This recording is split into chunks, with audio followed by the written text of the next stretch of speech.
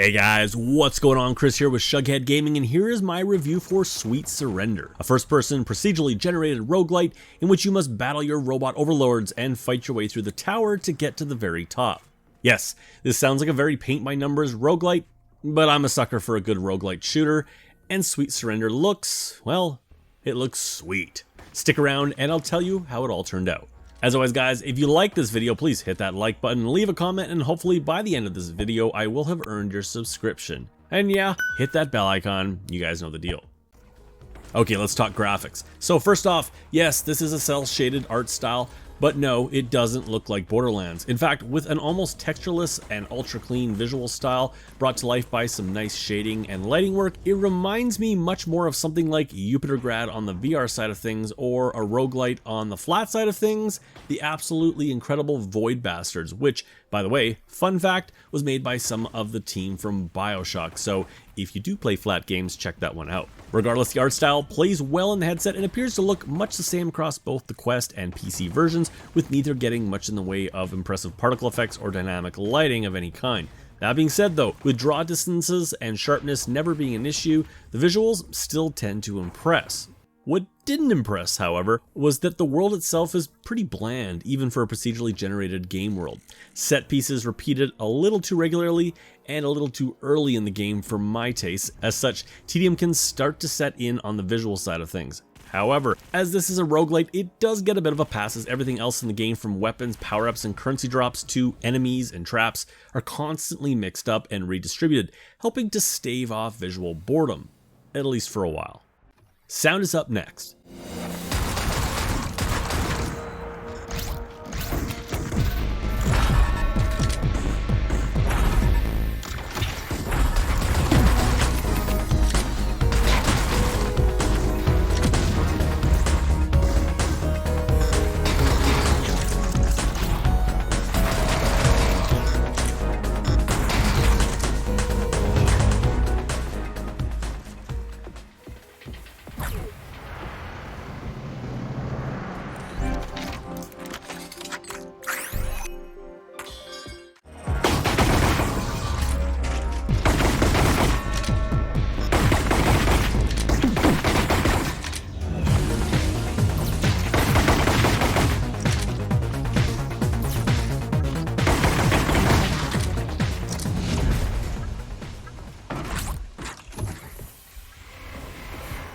From the trailer alone, I knew I was going to enjoy the music in Sweet Surrender.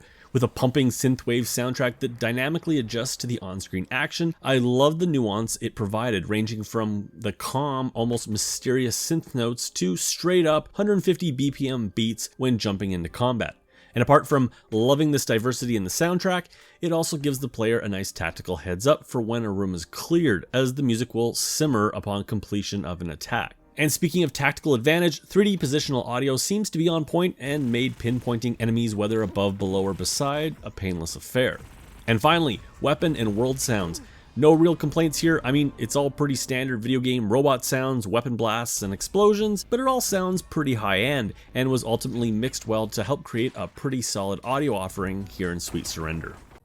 And that brings me to gameplay. Okay, so yes, this is a roguelite, so if this style of game isn't your jam or you feel it's a lazy style of game, Sweet Surrender will do absolutely nothing to convince you otherwise. The game loop here is incredibly tried and true, yet for fans of the genre, ultimately satisfying. Starting out on the bottom floor with nothing but your primary semi-auto pistol, you set out into a procedurally generated floor made up of a maze of hallways, rooms, traps, and enemies. Most rooms have multiple doors, many of which lock behind you before you clear a room, so this often becomes a gamble on what you're going to run into, as you can't taste test a room and then just run away. However, these gambles can pay off, as throughout your travels, you will also come across healing stations and weapon chests that, yes, do look to be slightly influenced by another popular cel-shaded title that I previously said this game didn't look like. These chests, again, randomly generated and contain anything from firearms and grenades to health vials and upgrade chips. But more on that in a bit. Now, depending on what door choices you make, finding the exit elevator and going up a floor can take anywhere from a few minutes to 20 minutes. But keep in mind,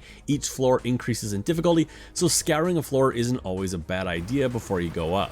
Okay, now weapons and gear. On your body, you can carry 2 small weapons, one on each hip. A large weapon of either the two-handed ranged or melee variety on your back, and an additional 2, let's call them gadgets, on your chest. These can range from health vials and power cells to grenades and stim buffs. These gadgets can be picked up in chests hidden throughout the world or purchased via a cog-like currency that you can collect throughout a single playthrough and spend prior to going up to the next floor. Now, this wouldn't be a roguelite without upgrades, and Sweet Surrender checks this box by a relatively simple system of upgrade chips which can be found in the world or purchased. These go into slots on each of your arms, for which you have 2 slots on each arm. Some upgrades like increased running speed affect you as a whole, as you would expect, but a majority of the upgrades are arm specific, such as increased weapon damage, and as such only affect the weapon in that given hand. Now that, my friends, is the game loop in a nutshell. Simple yet addicting, though my 3 issues are that I wish the game had a more complex upgrade tree beyond just the upgrade chip system, and secondly, it doesn't appear that any progression continues forward upon your